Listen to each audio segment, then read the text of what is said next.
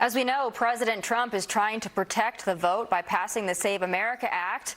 The scandal in New Jersey is adding a renewed sense of urgency to that legislation after thousands of non-citizens were found to be on the state's voter rolls.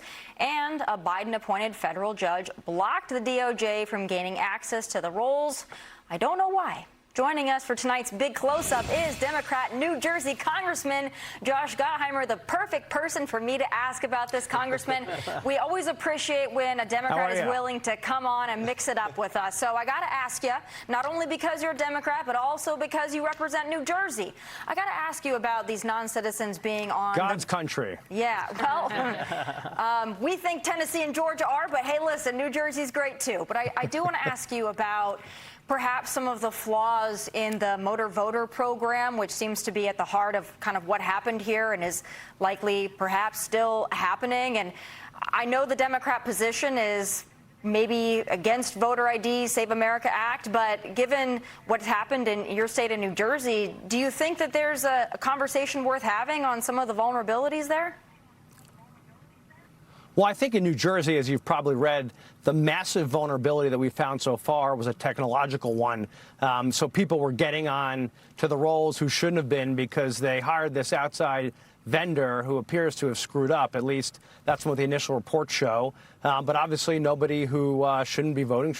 So I believe that as the governor has launched not only a full investigation, but already announced last week she was purging those who were registered who shouldn't have been. And I think we have to keep taking action like that. I think it's very important. But also, as you probably know, and I don't know if this was brought up to you, but the company, D-N.J, who designed this program is very involved all across the government, the federal government. They're doing background checks all over the place at DHS and Department of Defense and at the FBI and screenings at the airport with the pre-check. So to me, what's most important is we get to the bottom of where these glitches are and making sure the technology is fixed. Do you think that there are some inherent vulnerabilities, though, when you have a motor voter program that registers people to vote, non-citizens who in some cases don't even realize that they're registered to vote, don't even realize when they get that ballot in the mail that they shouldn't vote? Do you think that that presents a problem that's worth taking a look at? Well, certainly we should look to see and make sure that in the case of the program here in New Jersey or any other state, if you're going to have registration at motor vehicles, that the system works properly. I have no problem with making it easier for citizens to register to vote and to vote. Like, we should make it easier for citizens to do so, and as long as they're actual citizens, and that's important. Because why should we make it harder for people to vote? People are busy, they work hard. That's very important in our country that people can vote. But as you pointed out, let's make sure the system is airtight, and that's what I think is very important. I love airtight with some voter ID and proof of citizenship, but I'm going to move on because we might not see eye to eye on that one. Congressman, as you know, Election Day is this Tuesday for Michigan and Missouri. The socialists are really hoping to steal that show. This weekend, Fox News asked attendees at the DSA summit about their plans and why they joined that socialist movement. Take a listen.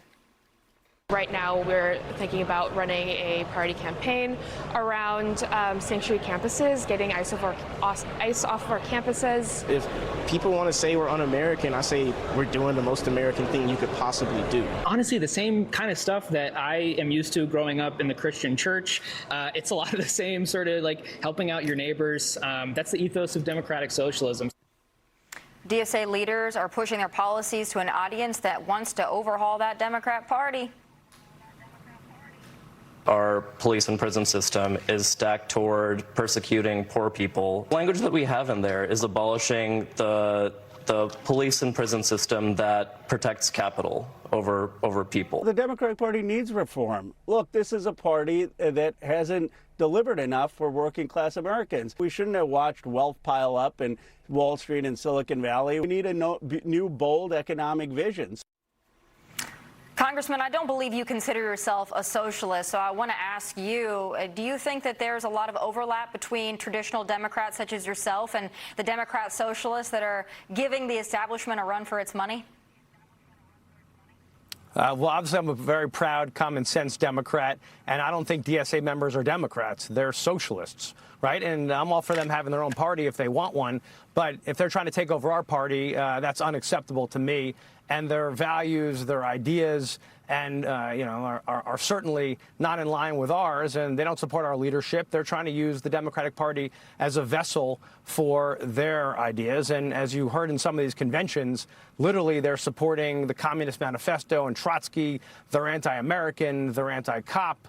They don't believe in borders, and frankly, the good news is there's only about 150,000 of them registered, and there's 45 million Democrats.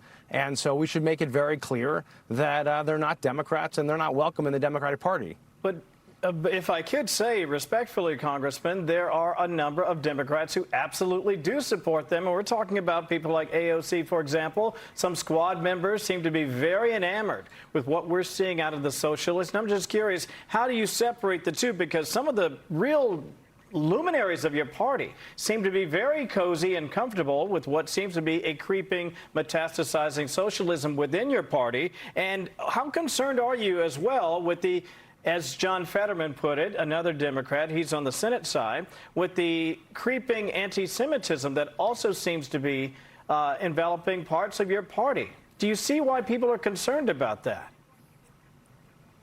Well, certainly. It's why I'm saying that they're not welcome. And just like in the Republican Party, you've got members who are trying to barge in with ideas that are not compatible with the Republican Party. You know who they are, and they've said, and you've kind of said to them, you're not welcome here.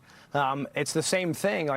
Their ideas and their values are not aligned with ours. When you're anti-cop, anti-American, you're against small businesses or owning property, that makes no sense. And I think we have to make it very clear that that they're not Democrats, they're socialists. And to your point, some of these folks, they're going to be loud, but there's just a few of them compared to where most Democrats are. And they're going to scream and yell and get a lot of attention for their ideas. But the bottom line is they're socialists. And we've got to make it pretty clear that that's not the future of the Democratic Party. All right, Congressman, listen, Wisconsin's Democrat candidate for governor, Francesca Hong, was joined on the campaign trail by the darling of the socialist there, Hassan Piker, and of course, Congresswoman Ilhan Omar. Here's a bit of what they had to say today. These are not radical ideas. What's radical is the undermining of the labor class. This is where workers collectively bargained for their rights. This is where communities build movements. This is where the socialists showed what government can do when serving the people and not the corporations. We're standing up to the people who are complicit in upholding the billionaires. Yeah, you say there's just a few of them. I 1/3 of your party in some places. But even beyond that, today James Carville said very matter-of-factly on this network that if the Democrat Party becomes the party of Hassan Piker, it's either him or Hassan has to go. And does that same sentiment resonate with you? Is there someone on the ballot, maybe it's Chevalier here in New York, that if that's who Jeffries wraps his arms around, you'll be looking for a different party too? Well, Jeffries won't, and let me be very clear that Hassan Piker is not a Democrat. That guy's the ultimate grifter, right? He's a guy who said that 9/11 is America's fault. Yeah. Right? He's just an online personality. And we got to make it clear he's not welcome here in the Democratic Party. And I think you've heard a lot of voices like James Carville and others make it clear they're not welcome here. And I think, I'm not even contemplating those kind of ideas because we're going to have a big night Tuesday night. Haley Stevens is going to win. We're going to make it clear. You saw Plattner obviously thrown off in Maine, and we got to make it abundantly clear over and over again that those are not ideas that are welcome in the Democratic Party. We need common sense ideas. We got to stand up for affordability, for getting costs down, right? Whether it's electric bills or the cost of food to make life more affordable for people. That's got to be our focus. These anti-American ideas or shutting down, prisons or saying, those things are not welcome here. We support law enforcement.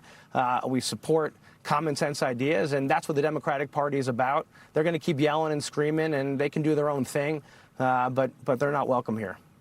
Congressman, you've said that their ideas are not anything like the Democratic Party establishment and not anything like your own, and yet functionally, when it comes down to the actual policy implications, they're not actually all that different. There was a bill that you introduced during the DHS funding showdown that would have required ICE to basically get administrative warrants for every single illegal alien that they wanted to deport. That would essentially neuter the agency. So you might not say that you want to abolish it, but doesn't that suggest that you also agree with the DSA in terms of limiting ICE's ability to conduct its role in the federal government? No, not at all. I mean, but go look at the DSA platform, right? If you've ever pulled it up, their ideas are not compatible with our values or ideas, right? And I think that's what, it's pretty simple if you just look at it that way. And, shutting down all these things, they want to abolish the United States Senate, right? I mean, their ideas are out there. And extreme ideas, and it's just not where folks are. And I think we just have to make it clear over and over again. They may scream and yell and try to take over the Democratic Party and hijack it and shove their ideas in and use it as a vessel. And we should make it clear that's not who we are. It's not who our values are. And they should support and they don't even support our leaders. So at the end of the day, listen, I'm going to focus on the Democratic Party, where most Americans are and where most Democrats are. And I know you've got some people screaming and yelling, and I get it to show them and to make it like that's all Democrats, but that's not all Democrats, and we know that.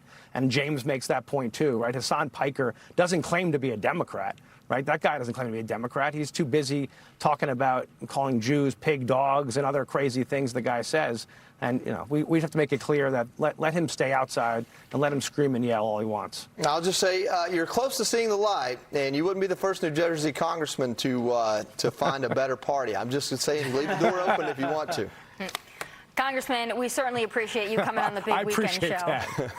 We appreciate you coming on. We always love it when the Democrats come on. And encourage your friends to come on and join us on the Big Weekend Show. We'd love to have them as well. Tell them it's a good time. I'll come anytime. The water's clearly warm here. We like it. Indeed. Love it so much. Thanks. Be sure to like and subscribe for all the Fox News latest on YouTube and catch full shows streaming now on Fox One.